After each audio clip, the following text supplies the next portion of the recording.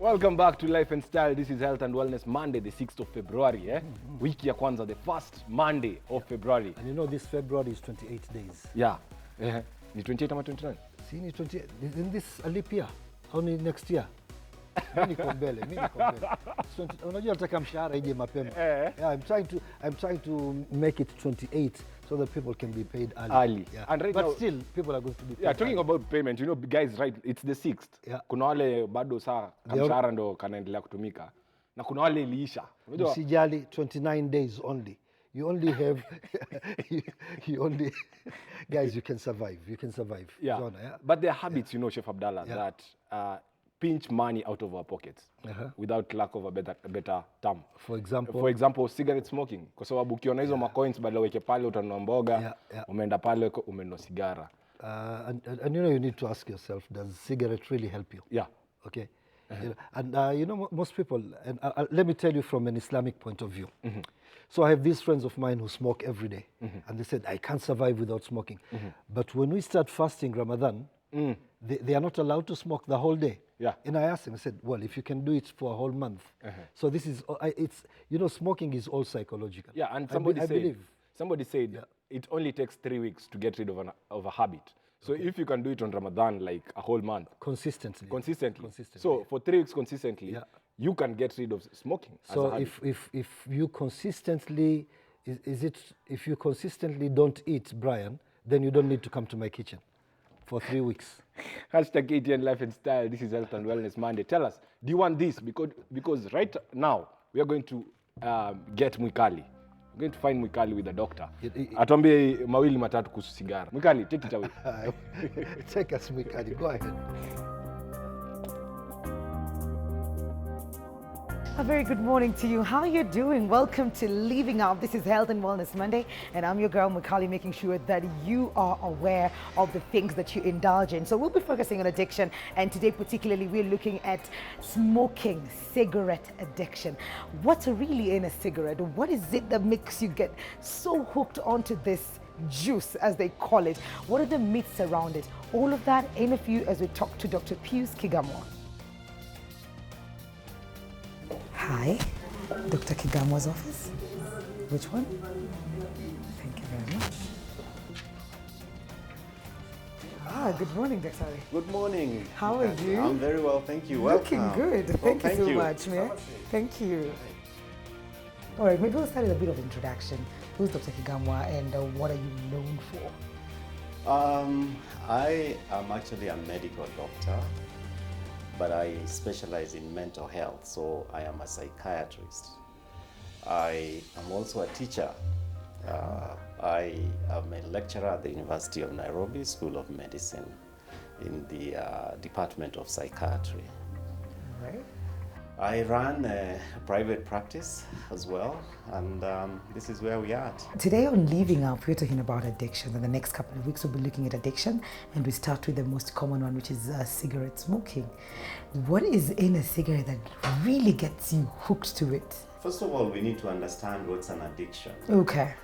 In lay terms, an addiction is something that you use that gives you some kind of satisfaction, and you get an urge to use it over and over, and you need to use it in increasing quantities to have the same effect.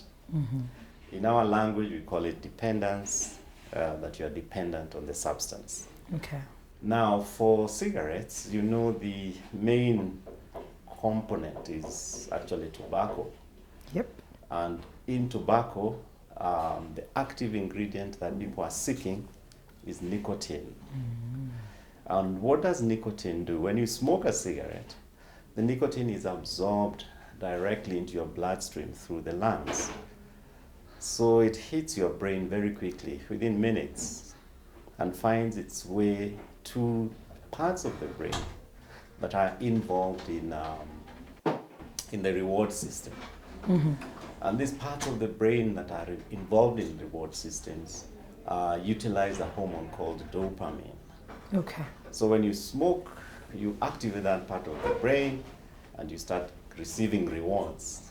In other words, it's a pleasurable feeling. Some people equate it to relaxation. easing of tension. And that's really what people are craving for, and that's what makes it such an addictive substance. But we also know that in the brain there are things called receptors that are for nicotine specifically. And these also get stimulated when you smoke, and it has a pacifying effect. So people smoke when they are saying, oh, I feel stressed, when I light up, I feel relaxed, I feel calm, I have no problem. I can now manage my stress. Yeah, so these are, the reasons. Absolutely. And you talked about stress and relieving it and feeling a bit relaxed, and it gives you a certain high probably that you want to keep going back to. But this comes as, with the highness and the relaxation also comes some effects that definitely are not good for your health. Yeah. Well, thank you, Mwikali. Cigarette smoking is actually a very harmful habit. And it has harm in various body parts and organs and systems. If, say, you were to look at the brain itself, one, you are stimulating receptors or parts of the brain to an abnormal sort of level, so that without the nicotine, you underfunction. So you are setting, the settings there above what you'd call normal. Yeah. Nicotine causes blood vessels to harden, to become narrower. In other words, it causes vasoconstriction, and therefore you have less blood going to your brain and to other parts of the body. All the body organs that need to be supplied with blood will actually underperform because they're not receiving as much blood as they should. Now, at the local level, because you smoke it and then it goes into your lungs, cigarette smoke does not contain only nicotine. It has things, over 100 different chemicals. And these chemicals are the ones that are responsible for all the bad effects that we associate with smoking. So if you look at the lung level, smoke, as it were, is an irritant. So it irritates the passages that are in your lungs that enable you to breathe and to receive air and to expel the waste carbon dioxide that is formed in the body. Now, when you smoke, these airways tend to constrict. So the lungs are less efficient. The same airways are irritated. So if you have a condition like asthma, your condition is worse. You can trigger asthmatic attacks. You can get things called emphysema. You can get things called chronic obstructive airway disease, in which the lungs now have developed a problem where they don't expand as easily as they used to expand. So if you have a lung condition, that's already a very bad thing. Secondly, that these 100 different chemicals are also known to be carcinogenic. In other words, they cause cancer. They cause cancer. Amongst the highest causes of lung cancer, I think 3/4 of all cases of lung cancer can be directly attributed to cigarette smoking. So we have cancer. Then just still in the chest, you have your heart. When you smoke, we say the blood vessels become smaller in diameter, so the perfusion to the heart itself is compromised. Now, there's a condition we call a coronary artery disease, and this is really just narrowing of the blood vessels that perfuse the heart muscle. Now, if you already have other risk factors, like say, if you have a high cholesterol, if you are diabetic, high blood pressure, and then you factor in cigarette smoking, then your chances of getting a heart attack is super high. Yeah, it's super high. Yeah. So that's in the lung. Now, if you think about all the other body organs, again, the amount of blood getting to them because you're a smoker is markedly reduced, and the risk of developing atherosclerosis, which is really just I was going to ask, what is that? Yes, atherosclerosis, which is really just a narrowing of blood vessels because Okay. the accumulation of things like cholesterol, and therefore your body organs are not as well perfused as they should be. Okay. Yeah, so those are some of the risks that we take when we smoke cigarettes. The other very important complication with cigarette smoking is actually in women who are in the reproductive age, because then they will tend to be less fertile. They will tend to get babies who are smaller in weight, birth weight. They will tend to deliver prematurely. And then for fathers who are smoking, they will tend to be less fertile, so to speak. And therefore, you know, if you are a couple struggling to get a baby and you're smoking, then you're not doing yourself any favor. Absolutely. Yeah. Wow, that's something to think about. Yeah. So if reproductive, you mean when they're pregnant?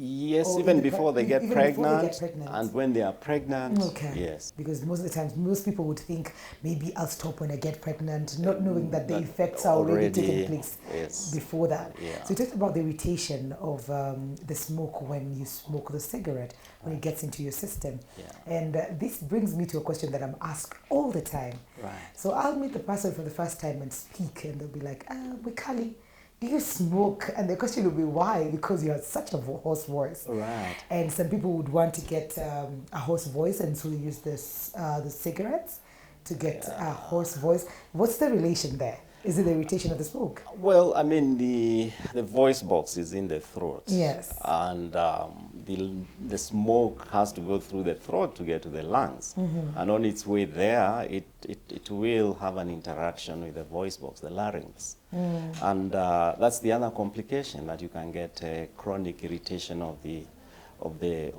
larynx, the voice box, and that could actually cause your voice to be not as loud, or the quality of that voice to change, usually to become probably deeper or hoarse, so to speak. Okay. Yeah, but it's not a good thing to do just because you want to have a hoarse. So are you saying it works? It works, but then the complications are too many. Okay. Too many. Yeah. This brings me also to some of the myths around smoking. And you'll find mostly ladies will smoke cigarettes just so that they can become a bit smaller. And you also talked about babies who are born smaller if a mother is pregnant and smoking at the same time. Is it the same effect? It's different.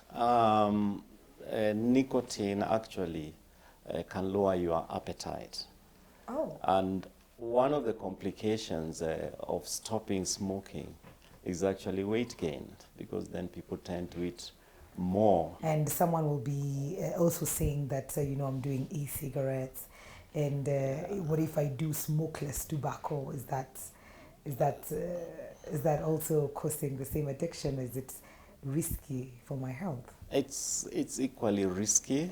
There is this thing called shisha, Yes. where they burn the tobacco and then the smoke goes through some water filter, Yeah.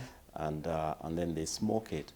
But it actually has been proven to have just as many harmful chemicals as just plain cigarettes. Okay. E-cigarettes have gained a lot of popularity, but again, in an e-cigarette, you've got nicotine being vaporized and then taken in, and the effect is exactly the same as smoking a cigarette directly. You're really not changing the fact that you're taking this harmful substance called nicotine. Yeah. Yeah. Very important to put it clear out there. Yes. Now, addiction is something that getting out of it is a problem. And most of the things, like everything you get addicted to, it could be as simple as just coffee or watching movies or whatever it is. Yeah. But getting out of it is a big, big problem. And smoking is not left out. Yeah. Because you find people trying to get out of it and it's a struggle. They get moody sometimes. If you can tell us about those things, the symptoms of like just trying to get out of it, the things that you have to deal with. Well, any addiction has a chemical basis in the brain. Remember, we spoke about this hormone called dopamine, Yes. which is a hormone that actually gives us pleasure. Now, if, for example, you like taking a walk in the evening, and then you take your walk, nice brisk walk, you come home, you take your shower, and you think to yourself, wow, that feels nice. That's dopamine that's been released into your system. Then you come, you smoke a cigarette, and dopamine is released. Next time you take your walk, you need maybe to walk 10 times as fast or a longer distance to have the same effect, because you've set your system higher. So it requires you to then do more. Now, this is the whole thing about addiction. You require a bigger and bigger dose of the same thing to acquire the same effect. Once you're addicted, now coming out of it, you're already a dopamine junkie. You enjoy that feeling. And something we normally talk about, especially with things like cannabis, is euphoric recall. That yes, you are all psyched up, you want to stop this thing, but when you start thinking about the effects of what the substance does to you, you just go, it takes you to that place, that feeling that you had, that euphoric recall, and you find yourself wanting and craving that feeling. So that's why it's so difficult. Now, if you manage then to stop smoking cigarettes, then there are certain things that you'll notice. One we spoke about earlier is that your appetite will go up. Yes. And you'll probably put on some weight. You're likely to be more irritable. You're likely to be less effective in your ability to concentrate and focus on things that you are expected to do. If you have a tendency towards some of the mental illnesses like anxiety disorders, then they are likely to become exacerbated. Things like depression, they're likely to now start showing themselves. But that's transient and initial. In fact, we say that if you can stop smoking for 21 days, then the brain changes that have taken place to accommodate your cigarette smoking are actually reversed. And therefore, the withdrawal symptoms will be gone. After the 21 days, the person is really without any withdrawal symptoms. But sustaining that is really the whole question of treatment. So there are different treatment strategies, but normally when you go to a doctor or a practitioner, he'll want to take some history. He'll want to know when you started to smoke, how long have you smoked, how many cigarettes do you smoke, what types of tobacco products do you use, and how frequently do you actually do it. They'll want to know if while growing up, were you brought up by parents who are smoking, because behavior is learned, it's modeled. They might want to know if your smoking habit is an individual thing or is it a group thing. The majority of individuals will probably have started smoking in their early teens and then continued on and probably now already established smokers by the time they are young adults. It is also sometimes just a fad, that is because there's peer pressure. Yeah. Somebody is smoking. It's fashionable. It's fashionable. Yeah. It makes them look Cool, and that sort of thing. So it's a behavior that is learned in different ways. It's also important for the person who wants to stop to identify the reasons they want to stop, because there are different reasons. It could be that they're in a profession, for example, that doesn't look very nice if you're a smoker. Or it could be that you've developed a medical condition and you shouldn't be smoking. But over and above everything else, we all accept that tobacco is harmful. and therefore, there's every reason to try and stop using it. For treatment, then there are different approaches. Yeah. There is the medical approach, which is medication, and then there is the behavioral approach, which is the counseling. We do believe that the two should go hand in hand for the best outcome. Most addiction counselors would be able to take you through the process of addiction and the various steps that one can use to outgrow the habit. There are also support groups. Like, for example, for alcohol, you have Alcoholics Anonymous. Yeah. But the same structure that alcoholics use to deal with in Alcoholics Anonymous, it's the same one that will be used to deal with cigarette smoking or any other addiction for that matter. Okay. So there's group therapy, individual therapy, and then there's medications. Now, the main medication that we use is a drug we call bupropion. Bupropion is actually an antidepressant that has certain properties, and one of the biggest advantage is that it actually helps with weight loss as well. So it can counter the withdrawal symptom of increased appetite and weight gain, while helping with the craving that a person who's smoking nicotine would have. There is other medications like something called Chantix. Again, working on a very similar principle, probably not as effective as bupropion. Nicotine replacement products really contain nicotine, so they are not necessarily that much desirable, but they can help in the transition. Okay. So they come in forms of gum, chewing gum, Nicorette gum. They may come in the form of patches, that you can have a patch that slowly releases nicotine into your bloodstream, and that helps with the withdrawal symptoms. They can come in the form of a scented tobacco. They also talk about the e-cigarette as a form, but in actual practice, the evidence is not convincing at all that the e-cigarette is of any use. So those are the main, the ones that we know seem to help. Something very interesting that we've talked about this person who's already addicted, but I'm looking at a person who's receiving this smoke as a second party. Probably you're a child in a family that is the mother, the father are smokers, or probably your siblings are smokers, and they do not mind you there. Yes. They actually look for you and they're hiding for the parents, and they're there with you smoking. So let's talk about that other person who's there and do not actually smoke. Yeah, so passive smoking or secondary smoking, so to speak, is associated with very similar complications as the person who's smoking. Because at the end of the day, you are inhaling the smoke, which contains the harmful chemicals.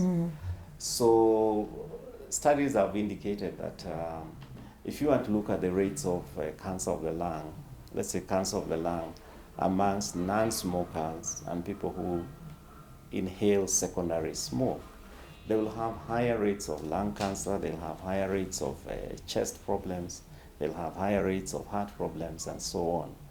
So it's not safe. It's not safe to be in an environment where people are smoking. I mean, and there are many places now where smoking is banned, and it's for this reason. Yeah. Okay, and this I've encountered before, Daktari, Right. where someone says, my only vice is cigarette. I work out, I eat healthy, Yes. I don't eat carbs after 5, I live, so cholesterol is not an issue, they don't have high blood pressure. So you Right. say, my only vice is smoking, so it can't be that bad. Well, that's a kind of a denial, a kind of minimizing what we know about cigarette smoking is that whether you are a workout freak and you eat as healthy as anyone else, An occasional okay, smoker. an occasional smoker, it doesn't It doesn't help. It really is a harmful substance for everybody. All right. Yeah. How accessible are the support groups for like the AA, the Alcoholic Anonymous, for the cigarette people? How available are they to the people who are trying to get out of this habit? Well, I mean, AA meetings are all over the city of Nairobi. You can actually be in an AA meeting twice a day, any day. Okay. All the big churches, you know, if you think about Holy Family Cathedral, St. Andrew's Church, St. Paul's Chapel, Consolata Church, Hekima, Guadalupe, Spa on James Gishuru. They are all over. Okay. Yeah. As we come to the end of the conversation on cigarette addiction, let's look at the ages where people actually start and indulge in cigarette smoking. What do the statistics say about that? As a matter of fact, the age of onset of substance abuse, including cigarette smoking, is actually in the region of 12 to 13, 14-year-olds. 12. That's when it's starting, yes. And these are the individuals who are destined to be the chronic substance abusers. If you look at the statistics, hardly anyone starts to be a smoker or an addict after the age of 20, 21, 22. It just, you know, the curve just falls off as you approach the age of 20. So if we're talking about prevention, our focus should be in primary school. You know, the teachers who spend a lot of time with the children. As part of the curriculum, this is where we really need to put more attention in terms of prevention. Wow. It's not waiting till one is already an addict and then has to use expensive methods to try and deal with the addiction. Okay. 12, you say. 12 is very, like, 12 is what, class 6? 7? Yes.